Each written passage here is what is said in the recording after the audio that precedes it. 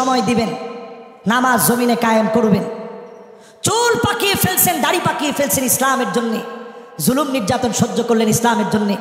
5 নম্বরে বলেছি যদি আপনি জোহরের নামাজটা 12 রাকাত পড়তে পারেন। 6 নম্বরে বলছি যদি 40 দিন তাকবীরুল্লাহর সঙ্গে নামাজ পড়েন।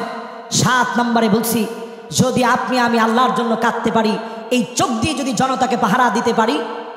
আর 8 নম্বরে এসে বলেছি যদি সন্তানাদি মারা যায় আল্লাহর জন্য দোষারোপমূলক কোনো শব্দ চয়ন না করে বরং আল্লাহর কাছে ক্ষমা চাইবেন, আল্লাহর কাছে কাঁদবেন, বলবেন আল্লাহ আপনি দিয়েছিলেন, আপনি নিয়ে গেছেন।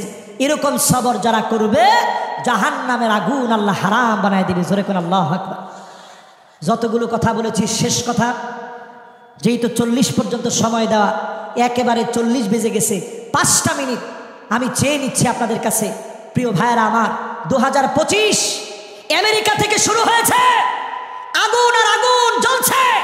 আল্লাহ বুঝায়া দিচ্ছেন আমার মুসলমানদেরকে তোমরা আগুন দিয়ে জ্বালাচ্ছ, অচিরেই তোমাদেরকে আগুন দিয়ে জ্বালানো হবে, ঠিক কিনা বলে? এবার শুনে দেখেন, নবীজি বলছেন এমন সময় আসবে হাত্তা ইয়াতাবাহান নাসু ফিল মাসাজিদ, মসজিদে মসজিদে লড়াই চলবে, মারামারি চলবে, পদ পদবি নিয়ে ঠেলাঠেলি মারামারি শুরু হয়ে যাবে, ঠিক কিনা বলে? এগুলা কি সিলেটেও হয়?